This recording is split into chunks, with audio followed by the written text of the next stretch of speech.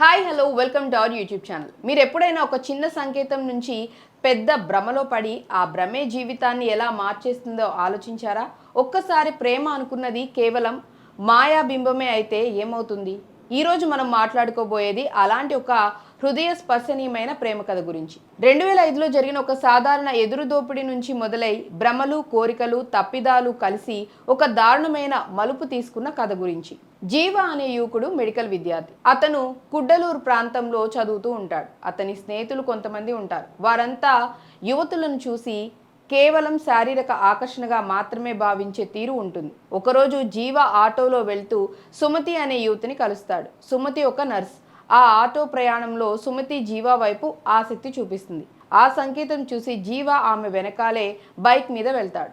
ఆ సమయంలో అతనికి యాక్సిడెంట్ అవుతుంది. అప్పుడు సుమతి అతన్ని చూసుకుంటుంది. అతన్ని నర్సుగా సేవ చేస్తుంది. ఈ సంఘటన తర్వాత ఇద్దరి మధ్య స్నేహం మొదలవుతుంది. జీవ సుమతిని ఇష్టపడటం మొదలు పెడతాడు. కానీ అతని మనసులో ఆమెపై ఉన్నది నిజమైన ప్రేమ కాదు, ఒక భ్రమ మరియు శారీరక ఆకర్షణగా మారుతుంది. జీవ స్నేహితులు కూడా సుమతిని చూసి అతనికి తప్పుడు సలహాలు ఇస్తారు.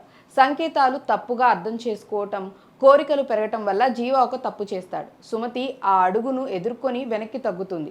ఈ తప్పిదం వల్ల జీవ జీవితం పూర్తిగా మారిపోతుంది. అతను జైలుకు వెళ్తాడు. జైల్లో కూర్చుని తన గతాన్ని, తన ప్రేమను, తన భ్రమలను గుర్తు చేసుకుంటాడు. ఒక సాధారణ ఆకర్షణ నుంచి మొదలైన కథ ఎలా ఒక దారుణమైన ముగింపుకు చేరుకుంటుందో చూపిస్తుంది. ఈ సినిమా ప్రేమ అంటే ఏమిటో, భ్రమలు ఎలా ప్రమాదకరమో, తప్పుడు అవగాహనలు జీవితాన్ని ఎలా నాశనం చేస్తాయో సరళంగా చెప్తోంది. జీవ పాత్రలో ఆకాష్ నటరాజన్, అలాగే సుమతి పాత్రలో జానకి శ్రీనివాసన్ బాగా నటించారు.